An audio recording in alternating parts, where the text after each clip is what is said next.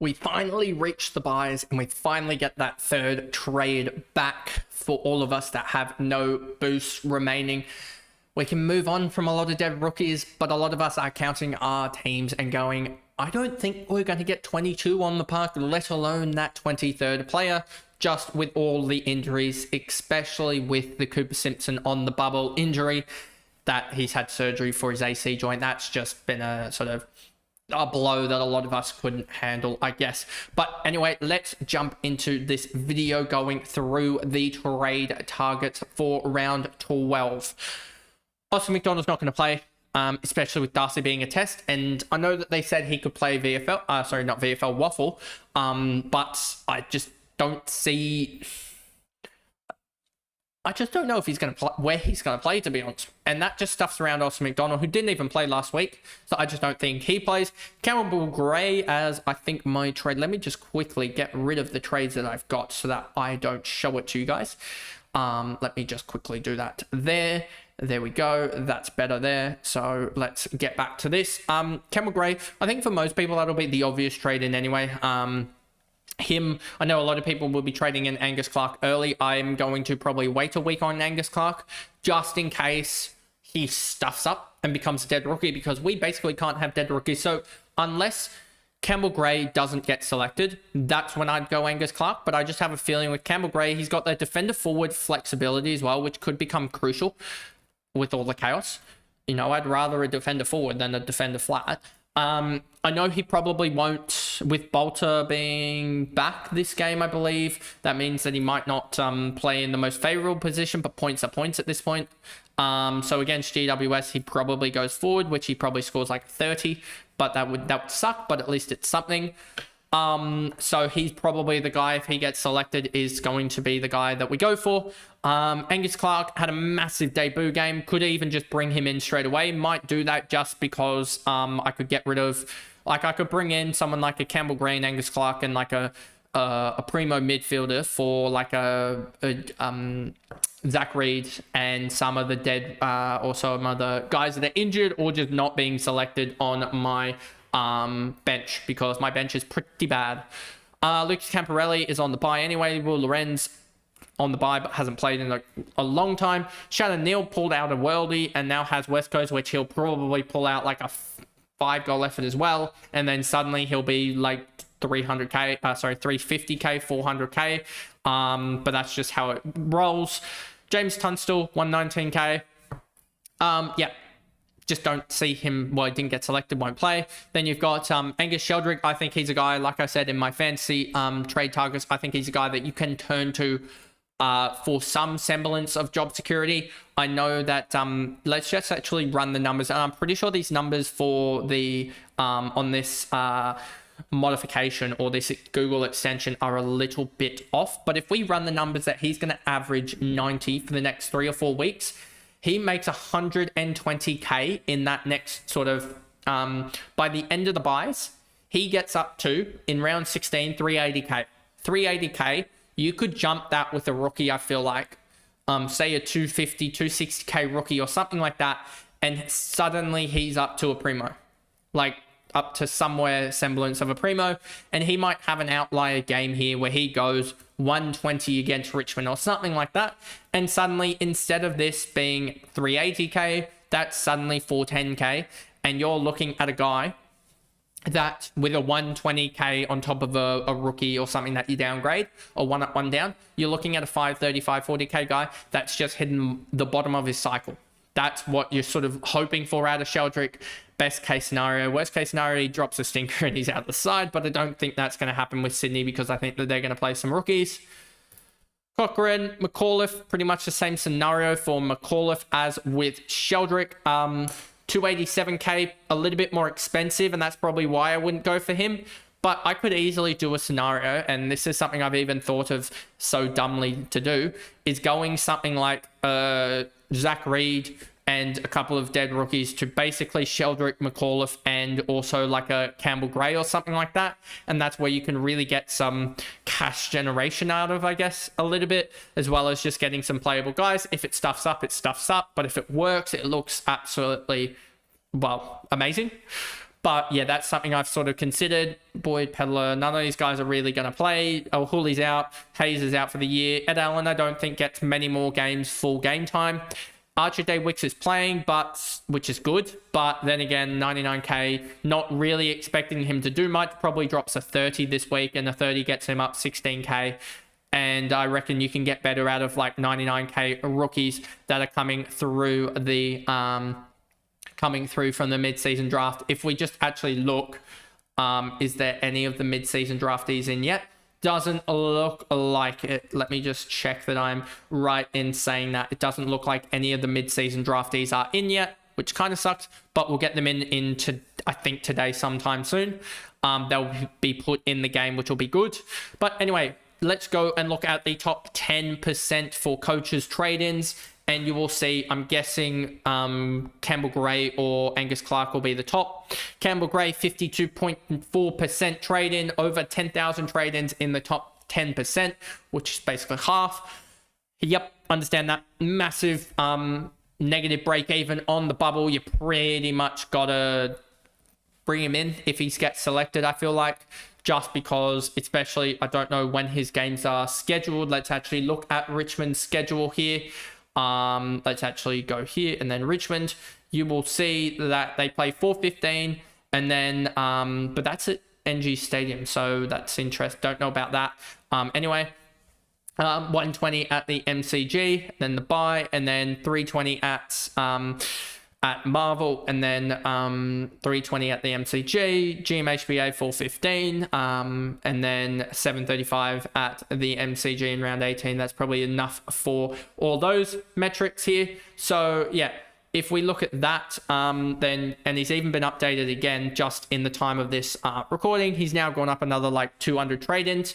So he's now at 53% on over 10k trade-ins for the top 10%, which is a huge number. I think a lot of people are just thinking of like grabbing up a guy that's going to be on the bubble and hopefully making 50k or so in the first week that he plays for the side. If you look at that, with a 50, he basically goes up 50k. So if he plays down back, gets like 2 or 3 intercepts, he's going to go up 55, 60k, and that gets him to 180k and kind of gets him into that room of uncertainty, I guess, that sort of 50, 60k that you just need him extra to make, because that 160 to 200 range is just sort of that dead period for a rookie. So yeah, hopefully he gets past that. Angus Clark, next one in, obviously talked about him. Zach Merritt, a lot of people trading him in based on the 150, understand that to a certain degree. But we looked at his numbers. His numbers don't look actually that great when we looked at them in fantasy. So, yeah, I would just be wary about it. I know he can put up a captaincy performance, but I have a feeling Brisbane absolutely smoke these guys. So just wait and watch on that one, I feel like, rather, and wait until he gets back from the bye. But that could be a bad call on my part, but the historical numbers don't really line up for him.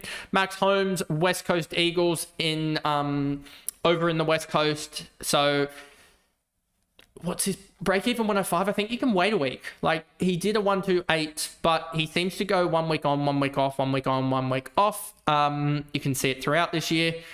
Yeah, so I would be waiting a week with Max Holmes, to be honest with you. He does have the good, and the annoying thing is, and I'll quickly show it with my my team here as well. If we just go to round 16, 1, 2, 3, probably still 4, 5 guys out on the bye. And I'd be hoping to get rid of like a Stone and a El Hooley by that time anyway. But you've got 5 guys out, and hopefully Horne-Francis and Cleary can sort of cover them off. That would get me at potentially only getting 1, 2, 3, 4. I'd probably have 4 guys out on that bye at that point in time. I feel like that aren't covered also, so they get me down to that 19 or so range at the moment, if I could do some with my trades and stuff like that. But if you keep on trading in guys from round 16 and stuff like that, you really start to run the risk of just not having guys that can actually play in that round. And so that's why I'd be looking away from him. Wangneen Malira, I actually really do rate. I've had him in some of my sort of trade-ins and stuff like that. 515k, you can basically get Reed to him. So that's what I'd be looking at there. McAuliffe, understand that as well, but I'd honestly rather probably an Angus Sheldrick at this point in the year, just because I think Angus Sheldrick is less dependent on the team he plays. and is 50k cheaper as well. Where's Angus Sheldrick? Angus Sheldrick, 21%, 21st for trade-ins. So, call of Nick Dacos. Nick Dacos, I think you can wait another week as well. He's got a 117 break even against Hawthorn, and he's got that round 14 bye.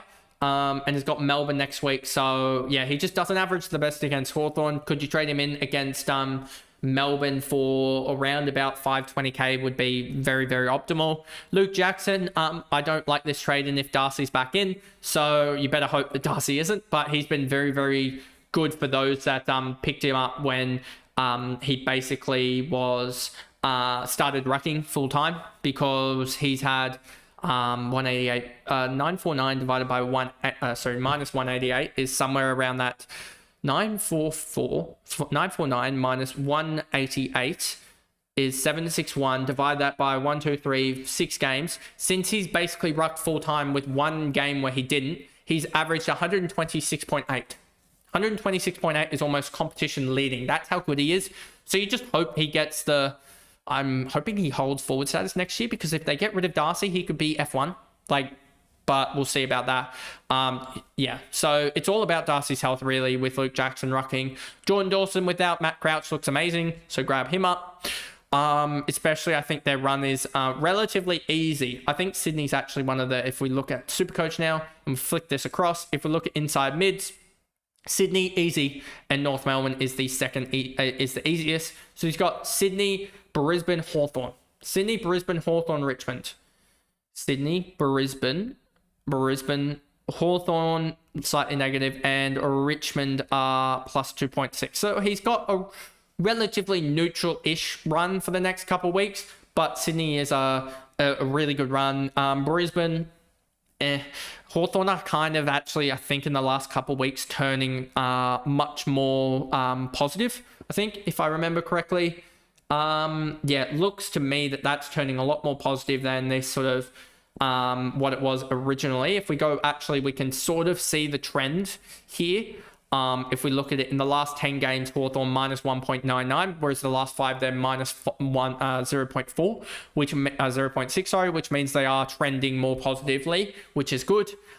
Brisbane minus 6, and then in the last 10 games they are minus 4.7, so they're trending worse. Sydney is trending a lot better, I think, if I remember correctly. Just look at that last week against in the last couple of weeks. They've had the lowest score in the midfield in the last couple of weeks has been when they tagged Sam Walsh. So if they don't tag Dawson, which I don't know if they can actually possibly tag him, given the way he plays and stuff like that, they'll tag Rankin, I think, beforehand. I think Dawson could go 130, 140 here. Martin, Rowell, Stewart, I think all these guys are relatively... I think Martin is... We saw his numbers. His average is 78 against bottom 10 sides, and 78 against top 8 sides, and 128 against bottom 10 sides. So he's got a hard matchup against Brisbane. Then he's got, I think, do they head into the bye after that? No, he's got Carlton after that. That should be a good run there. But I just don't know if he's going to be... He'll be around that 550, 540k, I think, post-bye, and that's when I think it opens up a little bit from memory. But, he's got post-bye, he'll have Gold Coast, that'll be tough. Richmond, GWS, Western Bulldogs, Sydney, Geelong, St Kilda, Carlton. It feels like more times than not, he's getting a bottom 10 side in that. So that's when I'd rather target Nick Martin, not in the next couple of weeks. Rowell, I think this is one that you could target, 485k. I think he's a guy that could... He's placed to be able to turn his season around. He's just had a horrific run of 3 weeks. If you take those 3 weeks out, which you can't really do, but we'll do it here for sort of some semblance of an analysis here. If you add those 3 together, you get 202. If you do 1050 minus 202, you get 848. And you can divide that by, I believe, 11 games. Or sorry, 10 games minus 3. So you can divide that by 7. Outside of that run, he's averaged 121.1, sorry. 121.1, and you're getting him for 485k. I think that's a winner. Fremantle are, if we just check here, Fremantle are one of the top midfield runs, actually. And then if we take that one out, we don't need that. And then he's got Geelong and GWS. If we look at Geelong and GWS, Geelong -7 for midfielders. Have they had any, is there any injury in here? Joel Frazier put up a 44. Zach Butters put up a 53. That's tough, but okay. That's Geelong for you.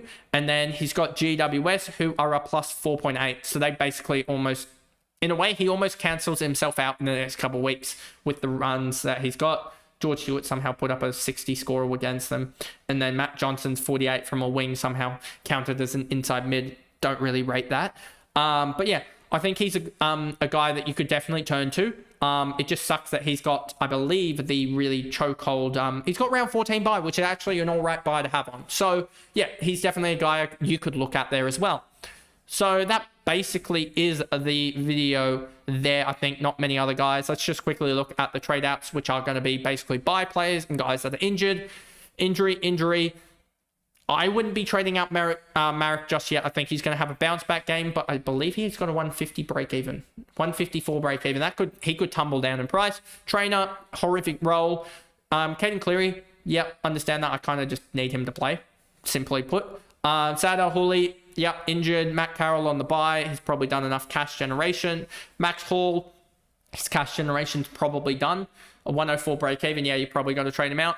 Harry Sheasel, understand that, but I think he can turn it around post-buy. So yeah, that is basically the video there going through the trade targets for SuperCoach round 12. If you guys did enjoy that, remember to like and subscribe, turn the notification bell on so you know when I upload, and I will see you guys back here for my fantasy and SuperCoach team reveals later. Bye guys.